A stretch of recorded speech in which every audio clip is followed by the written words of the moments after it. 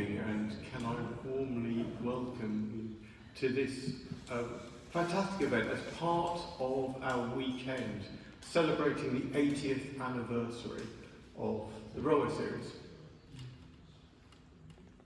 I have to admit, I've been looking forward to this evening. For the inside track on the Rev Awdry by Veronica Chambers, his daughter. And it's wonderful to have members of the Awdry family here as we celebrate this fantastic anniversary. Having spoken to so many people today, the one thing I can say is the thing that many of you know, how many hearts and lives have been touched by these wonderful stories. So, over to you, Veronica, and thank you so much for coming and speaking to us tonight. Yes, sir. Can we give a round of applause?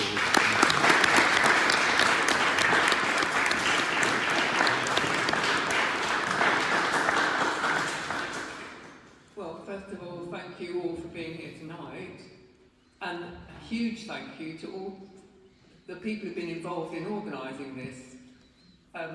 Jane Chamberlain initially setting things up, we corresponded a lot, but then things have passed on to other people, and it's been a lovely day today, and in fact it was a lovely evening yesterday too. So if you've been here part of the time or all of the time, thank you very much.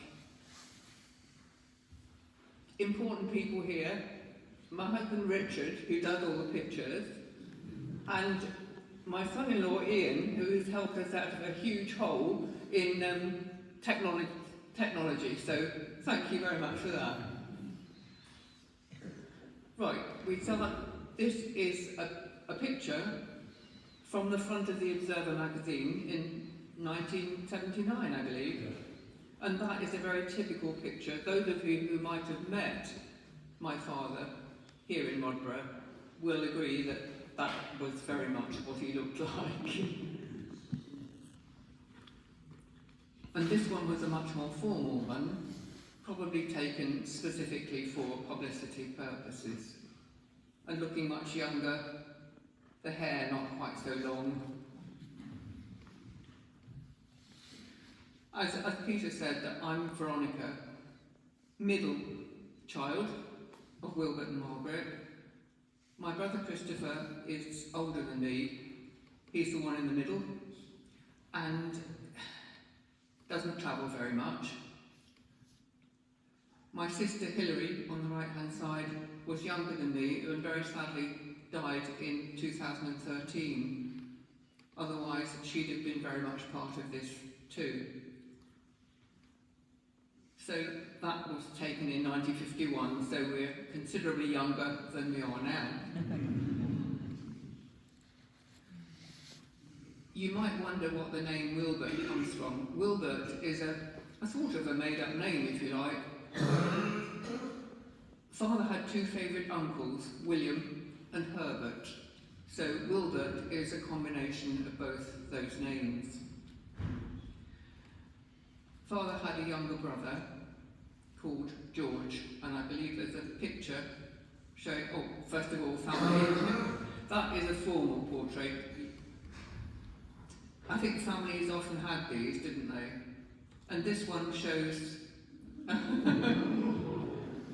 this one shows us as a family. Hang on. Yeah, that's the formal one. This is one of us. This is one of us in a very cold holiday, and you can see the awful knitted swimming costumes. Some of you may have had experience of those, and I think we all look very cold there, smiling for the camera.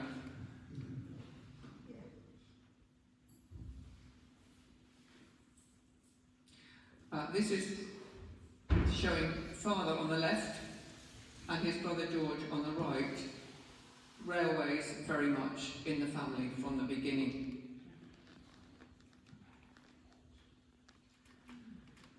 Father died in 1997, March 1997, and he inherited his love of steam trains from his father, Vere, a clergyman born in 1854. Wilbert was the first child of Vere's third marriage, and that sounds dreadful, doesn't it? But this was a sad occasion because two of his first wives very sadly died, and so Lucy was Vere's third wife, and Vere was 57 when father was born. Father never felt his father was old because his father did all sorts of things that father did with children, so the age difference just didn't matter. But it also meant when Wilbert was only about 6, Vere was ready to retire from the parish of Ampfield in Hampshire, where he had been from 1895 until 1917. This was the vicarage in Ampfield, and this apparently is now on the gate, though there was no mention of Thomas in those days, but they'd obviously found something that they want to put on it. Before Vere retired, however, he would be the one to take Wilbert on his afternoon walks on a Wednesday. His mother Lucy actually always liked to take the boys on a walk, and they were usually fairly educational kinds of walks. But the ones that he did with Vere were far more exciting. They would be more interesting, more hands-on, sailing paper boats on the stream, visiting the local smithy and watching the work going on there, or, joy of joys, down to the nearby railway track, where they would both stand and watch the steam trains or the plate layers at work. It must be said that the majority of Vere's parishioners would have worked on the GWR, so Vere had a lot of experience of railway work and railway men. If it rained when they were out for their walk, sometimes they would be invited to join the plate layers in their hut, full of odd, interesting objects and tools, and redolent of their strong tobacco. None of this would have been approved of by his mother, and I believe clean-up operations were often necessary on arrival home. When Vere retired, they went to live in Box in Wiltshire, and initially rented 2 different houses before ending up in this one, which was called Lawn House. It is still Lawn House today, but they called it Journey's End, which seemed very appropriate. This house now has a blue plaque on it, which was unveiled, I think it was in 2012, by my brother, Christopher. The main thing about this house was that it was very close to the GWR line and only 100 yards from the western end of famous Box Tunnel. Constructed by Isambard Kingdom Brunel, as some of you will know if you were here yesterday evening and heard Mr. Brunel talking to you. It was constructed in 1841 for the GWR, and at the time of its construction, at 1 mile 7 furlongs, it was the longest railway tunnel in Britain. The line climbs here 2 miles at a gradient of 1 in 100, and trains don't like climbing. So there was a tank engine kept in the shed at the bottom as a banker to help heavy trains up the incline. A young 8-year-old Wilbert would lie awake at night, listening to the sounds the engines made, and imagine they were talking to each other, a goods train would pick up a banker at the station to help push the heavy train up the incline. And the engine, struggling, would seem to be saying, "I can't do it, I can't do it." And the banker, also struggling and probably doing a great deal of the work, would be hissing, "Oh yes, you can, oh yes, you can." So the stories of talking engines with personalities told to one small boy, my brother, probably have their origins in the experiences of another small boy and real steam engines, in whose fancy they all sounded different. As indeed they do. But you must note that they only talk to each other and their driver and fireman, never to the general public. So from this, how did it all begin? How did Thomas appear? How did the stories actually start? So we jump quite a long way to 1943, when my brother Christopher was 2.5, he had measles. I was going to say a more serious illness in those days, but actually it's on the rise again now, and it's still quite a serious thing to have.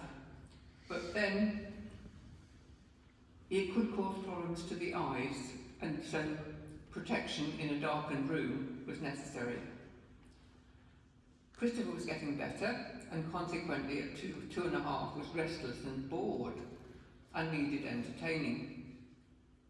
Rhymes and tales soon lost their attraction, except for one particular one still known today, and I think this was quoted yesterday as well. Down at the station early in the morning, see the little engines all in a row. To make it more interesting for them both, Father illustrated the rhyme with round, head-on faces. That's the simplest way actually of drawing a locomotive, and gave them different expressions. One sad, one angry, one puzzled, one happy, and so on. And this is a very early sketch from Father. The sad one elicited the most attention, possibly because it best mirrored the small boy's feelings, and the story of Edward's day out evolved by question and answer.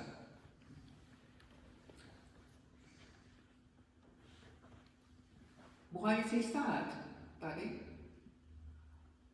He hasn't been out for a long time. Why doesn't he go out? Because all the other engines are bigger and stronger and they get chosen first. What's his name? Edward, first name that came into mind.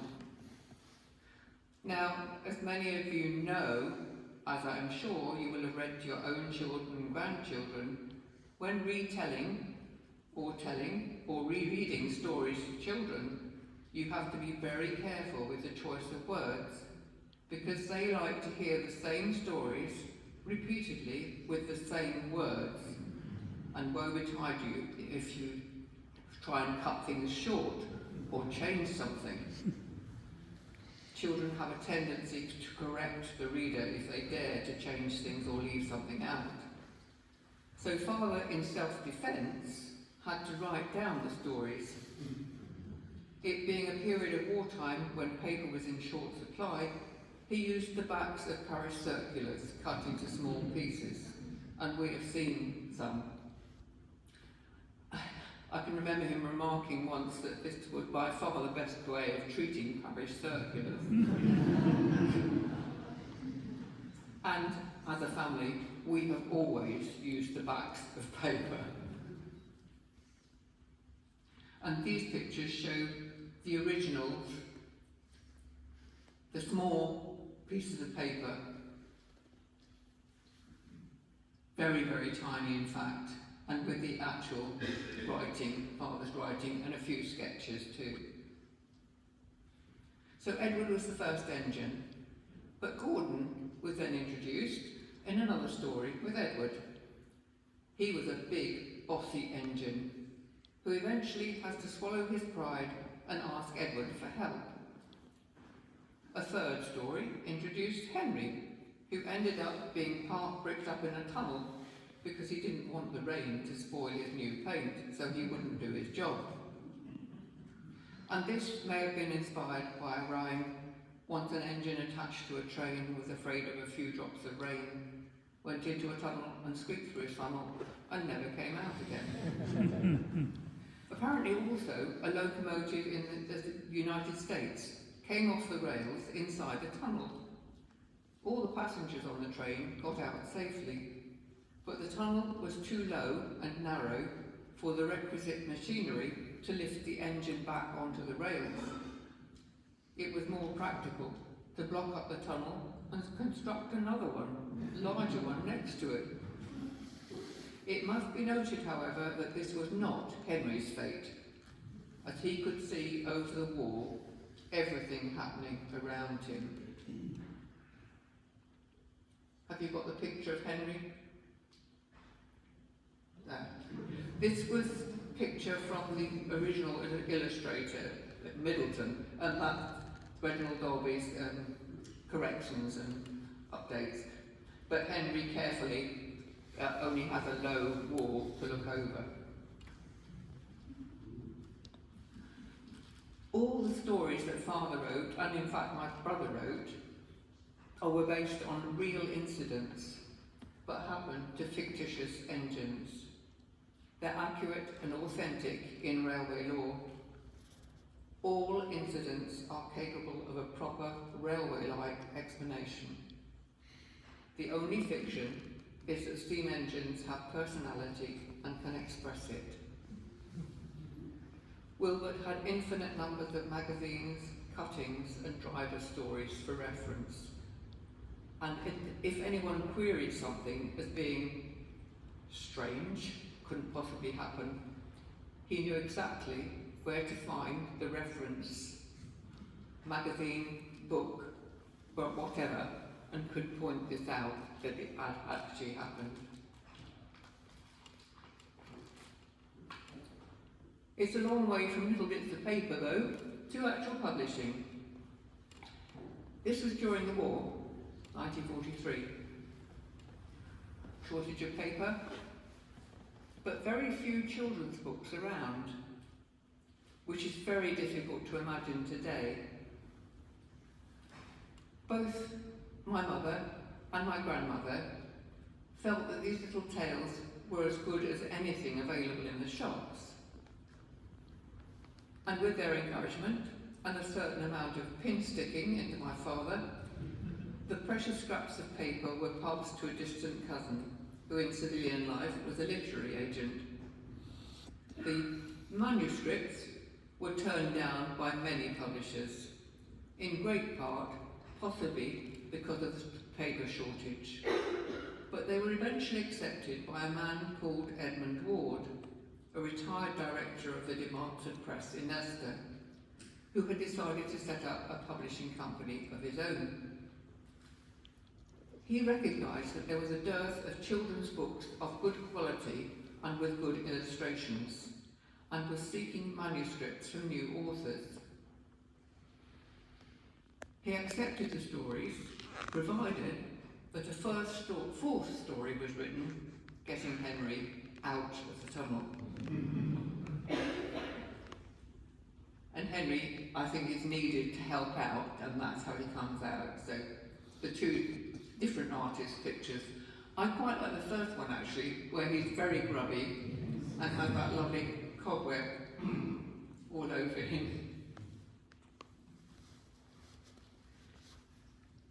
By now, this was the end of 1943, and The Three Railway Engines was eventually published in May 1945, hence the 80th anniversary this year. Wilbert was genuinely surprised that anyone should be eager to purchase his stories, and as was usual then, Ward purchased the copyright for an outright fee, rather than paying in advance and royalties. A lump sum of £21, 5 shillings, and £10, 14 and twopence for the final story. The format and size of the books with which you may be familiar was no doubt chosen at the time to save paper.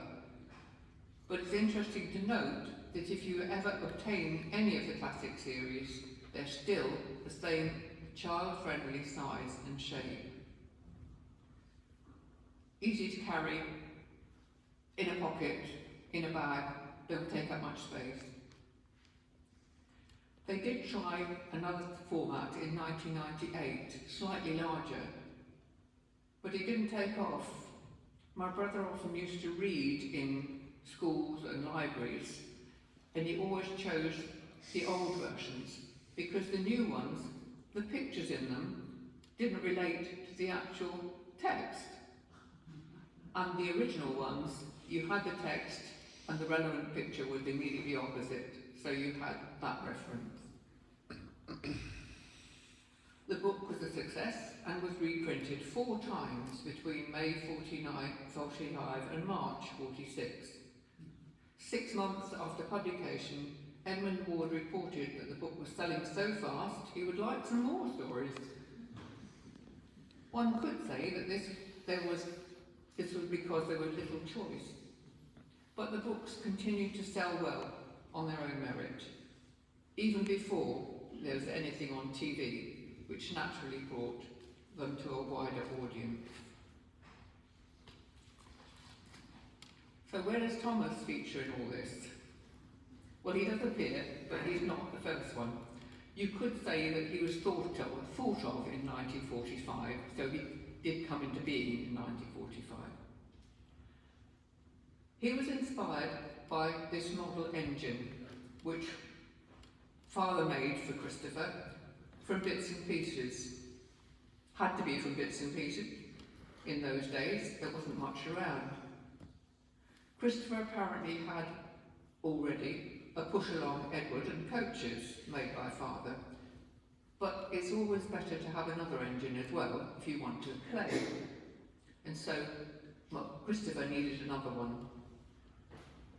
Gordon and Henry were far too complicated to model accurately, so Wilbert made a small 6-wheeled 060 tank engine with materials currently available dictating the design. The boiler was a piece of broomstick, the chimney a metal tube, the dome a 2-pronged metal paper fastener, and wheels made from the flattened heads of drugget pins, apparently they're used in carpet laying, and fastened with screws. This engine had to be given a name, and the alliterative title was Thomas, because it was a tank engine. He naturally had to have stories about himself too, and so this eventually led to Thomas the Tank Engine being accepted by Ward in 1945 and published in December 1946. Although not the first engine, he was the only engine initially to have a number. He was number 1. The model engine had a number 1 painted on it, but the simple reason for this was that number 1 was the easiest number to paint. NW at that point stood for Nowhere Railway, but I think it has become North West Railway.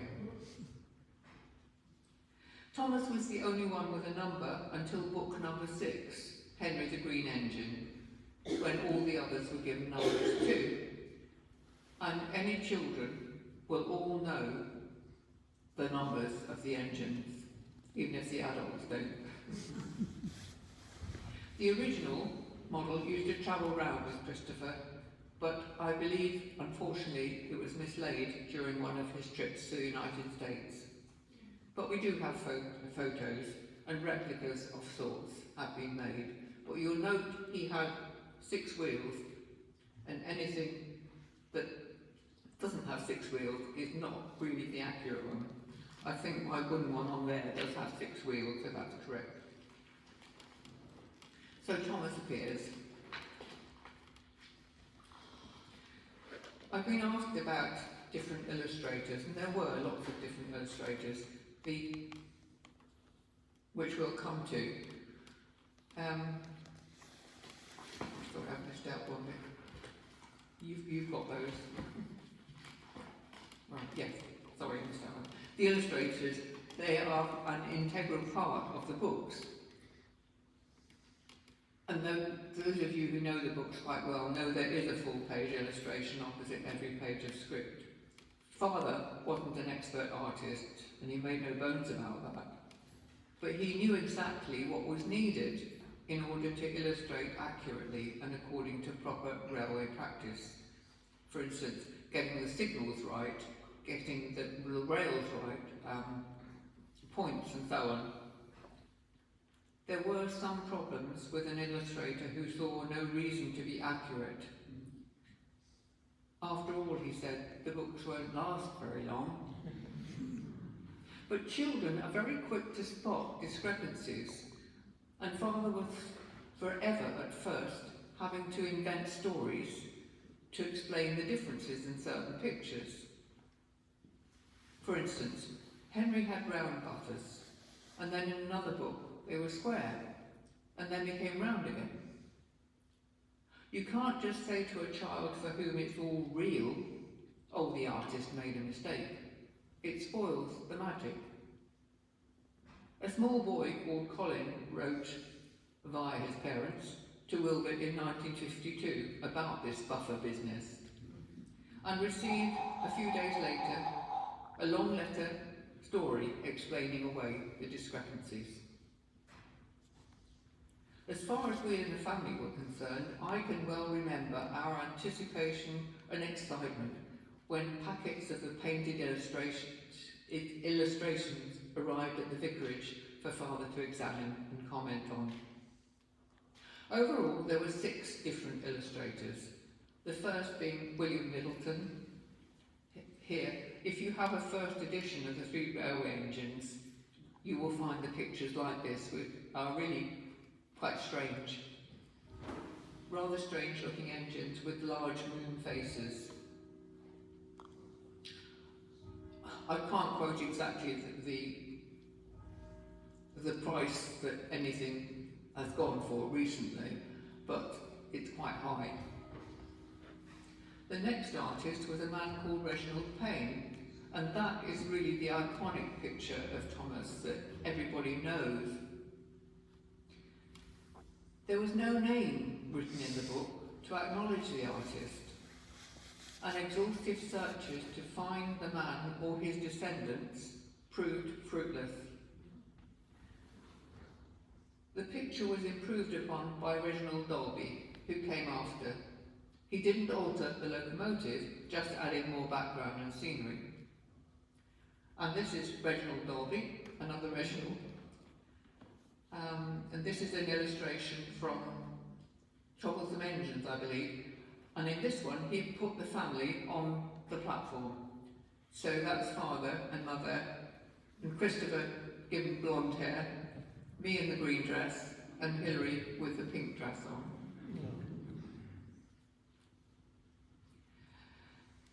The next one was John Kenny, who continues the same sort of style, but he unfortunately had to give up through ill health after a while. The next was a couple called Peter and Gunville Edwards, and this is a picture from them and portrays the locomotives on the Arlesdale Railway, which is in fact the Ravenglass and Eskdale Railway, and shows the thin clergyman and the fat clergyman, the thin clergyman being Wilbert and the fat clergyman his great friend Teddy Boston. And finally, Clive Spong, who illustrated all Christopher's books and did a special picture in 2011 for the Post Office Stamps yearbook. And we'd never met Clive before, but he was up at the 5th Awdry extravaganza at the Tallaght Railway in July, so it was really nice to meet the man behind many of the pictures.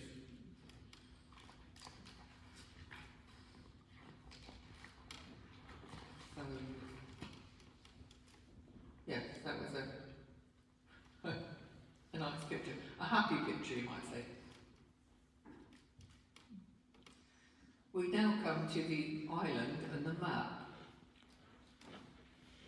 As the stories and the characters increased, Father invented an island on which the engines worked and ran, complete with a full history and background, all fully documented.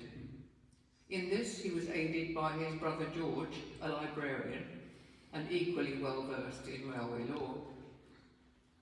If you didn't know, the island of Sodor is located between Barrow-in-Furness on the mainland and the Isle of Man. It was invented, it's bigger than the Isle of Man considerably. It was invented in 1950 after Wilbert had visited the Isle of Man to preach at a Sunday school festival. And later, in 1987, a book entitled The Island of Sodor was published. During his visit, Wilbert was intrigued to discover that the bishop had the title Sodor and Man, which he still has today, but in fact only had Man as his diocese. So the decision was made to discover another island and give back to the bishop the other half of his diocese. The name Sodor goes back a long way, and it comes from the term the Sudries, the ancient word for the islands to the west of Scotland. Those to the north were the Awdrys. With the arrival of Christianity, the Isle of Man was chosen as a centre with a cathedral, and the bishop became of Sodor and Man. We don't know who the current bishop of Sodor and Man is, but we did meet the previous one, again, up at the Tallaslyn Railway. And he's a railway fan too.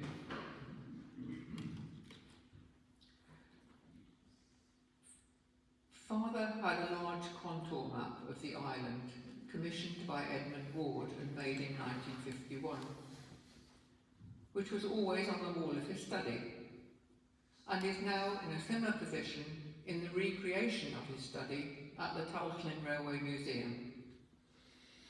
I remember him using it to explain to me the significance of contours, which I found very difficult to understand when you're looking just at a flat picture.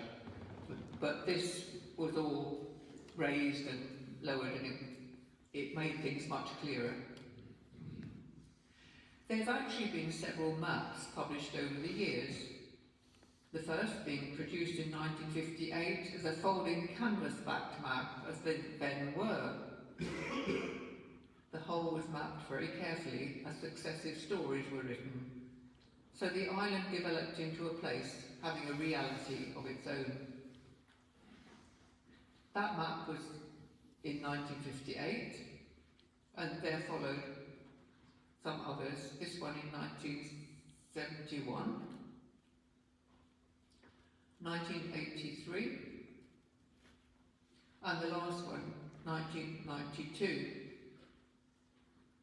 But you'll find actually that anthologies of some of the stories usually include a map, either at the front or the back. But it's rather a shame that no maps are published anymore. Father used to give 2 different lectures about the island, delivered most seriously, the railways of Sodor and pages from Sodor history. Apparently, they were delivered in a very serious tone, and lots of people actually believed that it was all true. Well, it was as far as the documented history of Sodor went, but people believed it was a real place. A bit like Tolkien, I suppose, and other things. We discovered details of these lectures along with slides in Father's effects, and these were passed over to the Tallaslyn Railway, where they were painstakingly sorted and scanned. Both these lectures were delivered in successive years at the Awdry Extravaganzas by no other than Tim Dunn in 2021 and 2022. Some of you may recognise him from the railway-based programmes that he's done, the architecture of railways, and Secrets of the London Underground. Delightful man, very keen on railways and very ebullient.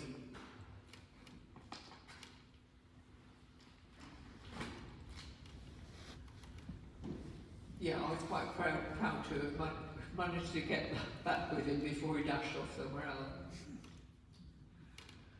In all of this, it's quite difficult to remember that writing stories was not Wilbert's first and foremost job. So parish priest and model maker.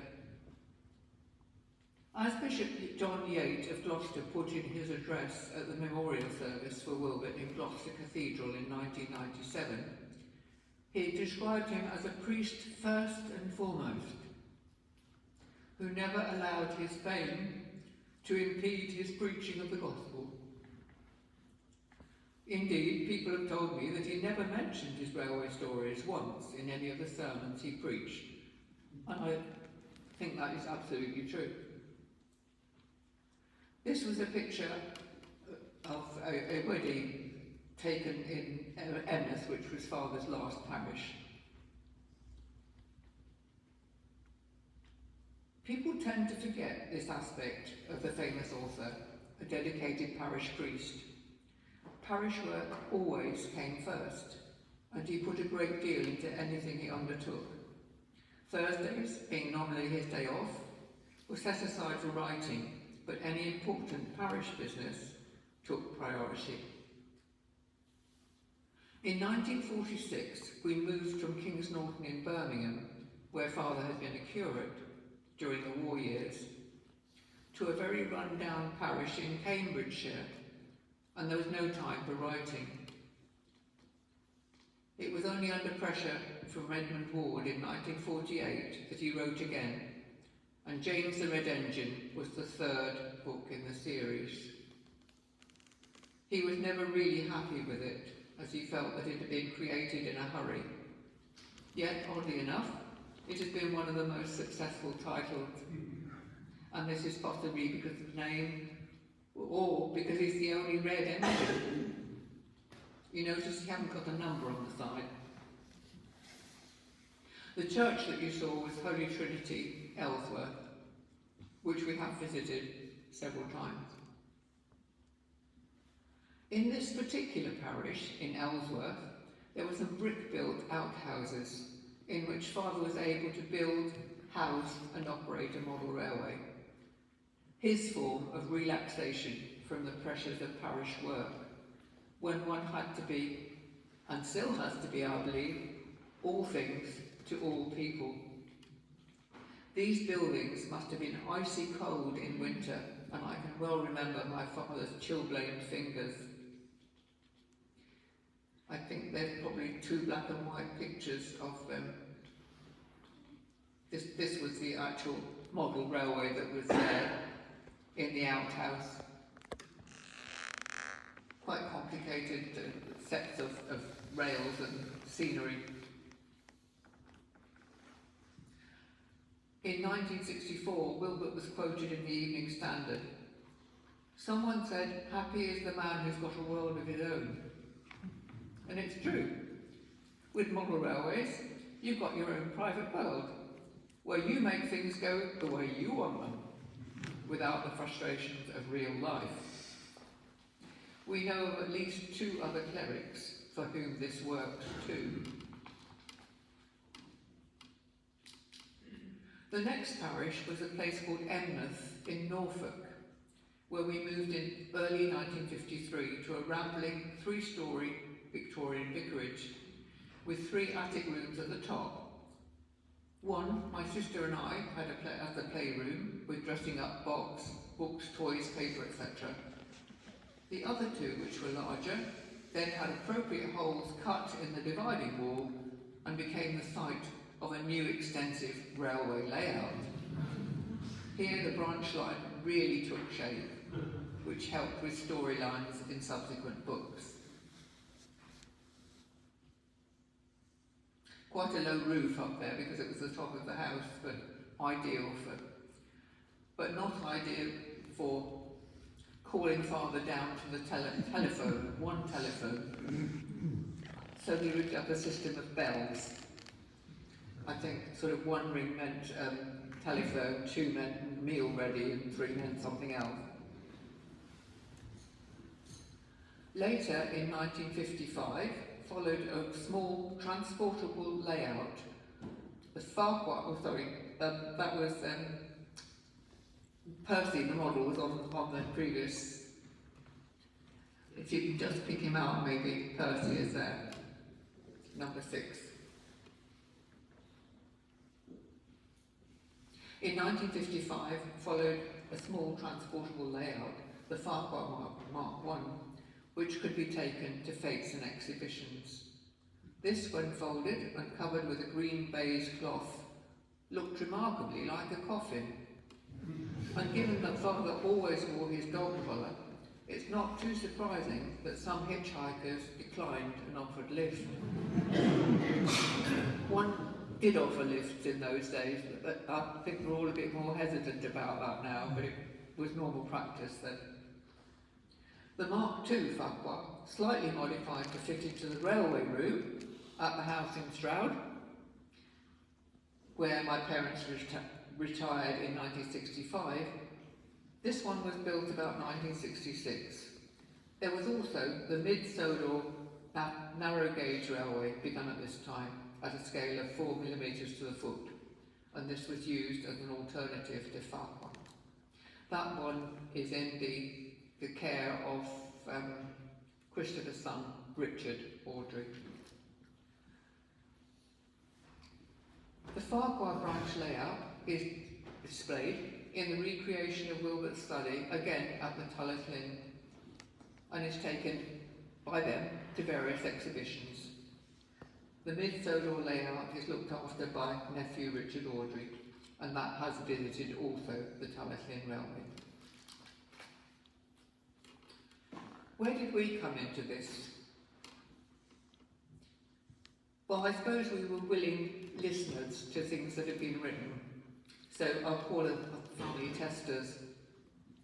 When we were younger, to us as a family, Wilbert was nothing special in the literary world. He was just our dad, with all that that entails. And the rest to us as children didn't seem important. It was only in later years that we really realised the extent to which we shared him with many other people. So what part did we play?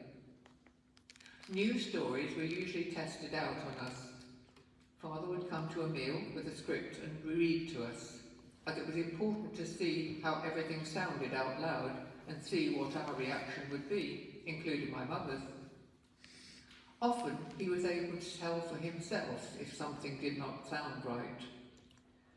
If we did not approve, and he agreed, we would perhaps get the same story up to half a dozen times till it passed muster.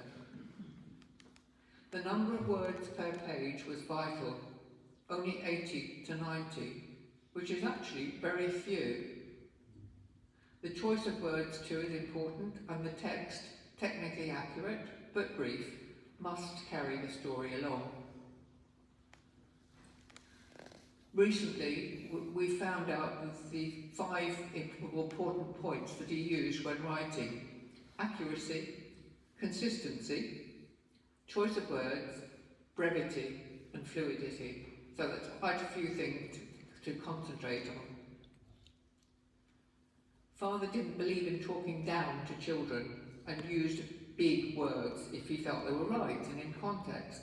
And so Oliver, the Western engine, is described as having resource and sagacity. I think sagacity is a nice word to roll around your tongue even if you don't know precisely what it means at the time. But it also means that dear Percy amusingly had trouble reporting sometimes what he'd heard. Thus, diesel became diseasel, and coughs and sneezels spread diseasels. So Father tried to bring in things like this to keep the poor adult who had to read these stories interested, if you like. So there were phrases that were common phrases that we use, but adapted to the railway system. That's one in the headlamp for can't stop, got to see a coach about a train. You'll laugh on the other side of your smoke box. Somebody got out of the shed by the wrong door this morning. There was much family input went into the story of the race between Bertie and Thomas, because we felt that the railway had the advantage. However, discussion and calculation of the number of hazards by road and rail, traffic lights, level crossings, as opposed to signals and station stops, showed that they were equally hampered. And this was proved by a sketch map drawn by Father, and the story went ahead. Although such a race as this sounds an absolute lunacy in these days, I must reiterate that everything written by Father is based on fact, however far-fetched this may seem. Everything that's happened to one of his family of engines has happened, or in some cases could have happened, to an engine somewhere, sometime. And the same is true for Christopher's books, that is the classic series. Father moved with the times, introducing diesels, initially lazy and dismissive of steam, but later Boko and Daisy were good and hard-working. In 1972, Father decided to stop writing. He had no further ideas and would not, despite encouragement from the publishers, write anything he considered substandard. My brother Christopher, who'd always had a talent for writing, articles, poems, play scripts, etc., had written stories for his own son Richard, based on tales told him by railwaymen. Finally, his stories, true to the ethos of the railway series, were sent to the publishers with Father's blessing and encouragement. His number one book in 1983 became number 27 in the series, Really Useful Engines. And I haven't done a count recently, but I have a feeling that he wrote altogether 16 titles, and then the publishers didn't want to publish any more. So. Egmont took over the publishing rights in 1998, and they didn't wish to publish any new books, content only to republish Wilbert's books.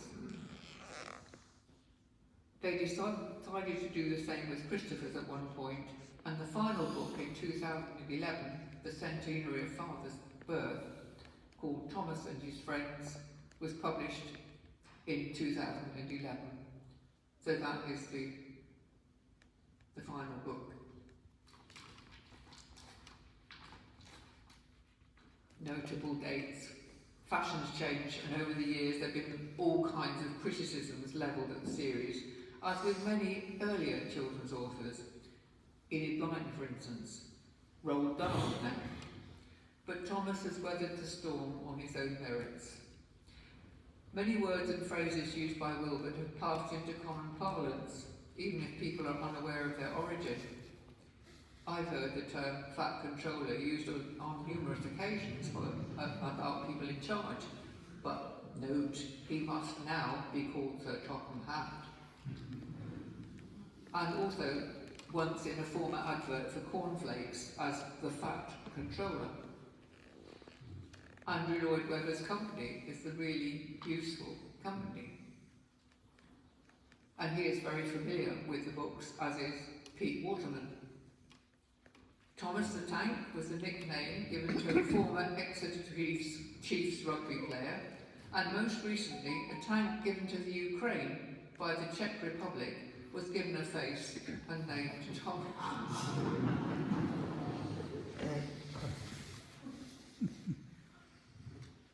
Brian Sibley's biography of Wilbert was published in October in 1995, with a special event in London, followed by the naming at King's Cross of an East Coast electric locomotive, the Rev W. Awdry, by Johnny Morris, along with suitable engine noises. Some of you may recall that Johnny Morris had read many of the stories originally on 45 RPM discs. Lovely man, really tiny in stature, but could just turn his hand or his voice to any kind of imitation of noises. December of that year brought Wilbert's inclusion as OBE in the New Year's Honours List for services to children's literature. Because he was practically bedbound with osteoporosis, the Lord Lieutenant of Gloucestershire came to the house to present it to him. And we, that's Christopher, Hilary and myself, were able to be there.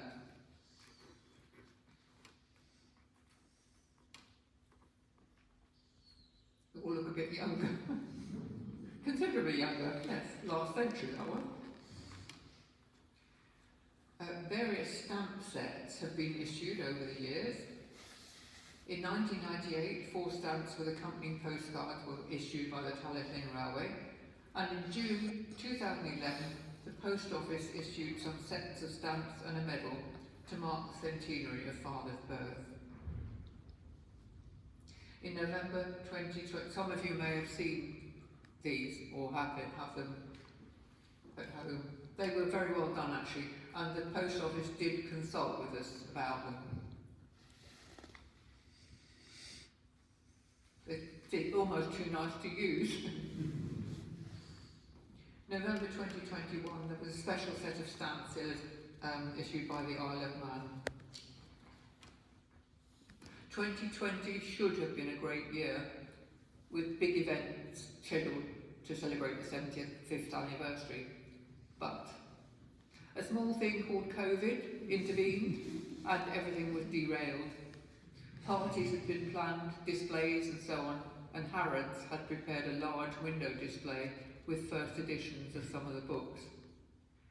Harrods did, however, produce some high-quality merchandise bearing the classic illustrations, which were on sale the following year.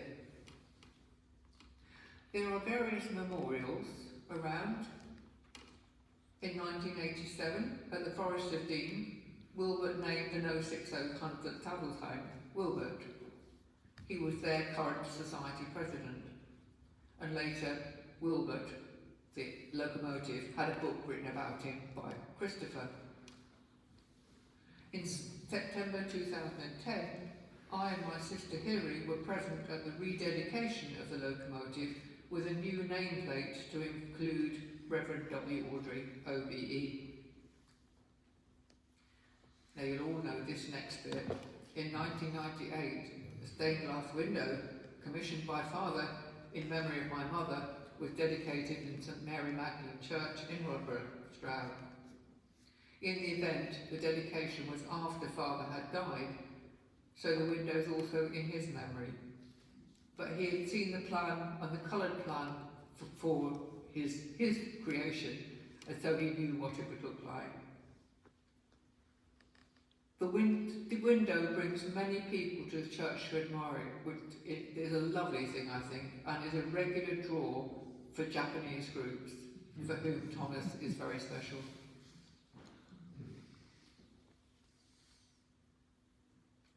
It looks brilliant when the sun's shining through as well. In September 2004, a small memorial window was dedicated in St Edmund's Church in Emness, Father's last parish. They only wanted a very small thing, but that's quite fits the bill. Quite difficult to get a picture of it, actually. There are 2 various memorial plaques. In June 2011, I had the honour of unveiling a blue plaque on the wall of the old vicarage in Emness, which they call the Old Vic, where Father was a vicar from 1953 to 1965. This was the idea of the then owner of the house, himself a model railway enthusiast by the name of Mark Thatcher, not the Mark Thatcher. In August 2012, a plaque was unveiled by my brother Christopher at Lawn House in Box. And in December 2021, one was unveiled on the Rectory Rooms in Ellsworth, Cambridgeshire. with a small attendance because some COVID restrictions were still in force. At the insistence of the couple who live in the old rectory, another was placed on the porch of their house. In October 2021, a beautiful slate plaque was installed in St Nicholas Church, Kings Norton, where Wilbert was curate from 1940 to 46. 3 generations of our family were able to be present.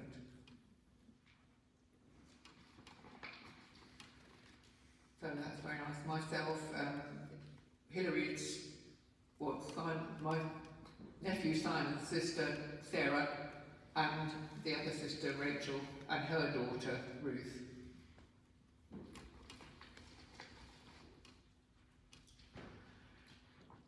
To sum up, it's quite difficult. I've often been asked in interviews what a father would think of how things have progressed. I can only reply, how can anyone second guess what somebody else might think? I can say though, it would give me immense pleasure to know that today, 80 years on, children and adults globally are still reached by and love the stories proved by events today. He was very aware that these stories have been the means of introducing countless children to steam engines and thus enjoying visits with their parents to our amazing heritage railways. It's quite possible that among some of these children, a few become active volunteers on these railways, which is very important to have the young ones coming up. Thomas unites the world in friendship is a phrase used, and father, essentially a peace-loving man, would be very glad. The name Thomas is internationally understood. I've heard children speaking a language I don't understand at all, and suddenly they say Thomas, and it's clear what they're talking about. It's a name that breaks down barriers. Robert Patterson, former Bishop of Sodor and Man, used to receive many letters from children, and it appears that any child who looked up the address Sodor was automatically given that of the bishop. Every letter was diplomatically and carefully replied to by his secretary, though anything addressed to the fat controller would take a little longer. The countries that have Thomas in some form or other: Japan, a lot, China, New Zealand, Australia, Norway, Sweden, Germany, France, Italy, Portugal, South Korea, the Netherlands, the United States. And we have seen evidence too in Israel and Thailand. Though things in Thailand were a bit of a, if I can use the phrase, a knock-off with no sort of pedigree, and very strange. But it's just lovely to feel that it is worldwide and still giving that pleasure. And also, Thomas is very important to people on the autistic spectrum. It's been proved that children can talk to through the engines. They won't necessarily talk to an adult, but they will talk through the engines, possibly because it's non-threatening. I don't know exactly. But it's wonderful that formerly HIT were very supportive of the NAS, and now Mattel have been very supportive in a way of giving the proceeds of an auction recently to the National Autistic Society. So Father knew that this sort of thing happened. He didn't quite understand why, but I think he was quite pleased to know that this was so. I just realised I actually missed off something that's quite relevant. I should have said this at the beginning, but I thought I'd bring it in now. Very short quotation. It is a truth universally acknowledged that the clergy love trains. As surely as a newly appointed bishop will list one of his hobbies as hill walking, so you can wager that where there is a steam train, there among the throng will be an enthusiast in a clerical collar. And that, we found out, is very true. So, there's a lot more one could say, but the seats are hard, and I think everybody's probably had enough, but I'm quite happy for anybody to ask me questions individually, so I hope you feel it's been worth your coming. It's been so lovely to be in this place, which meant so much to my parents.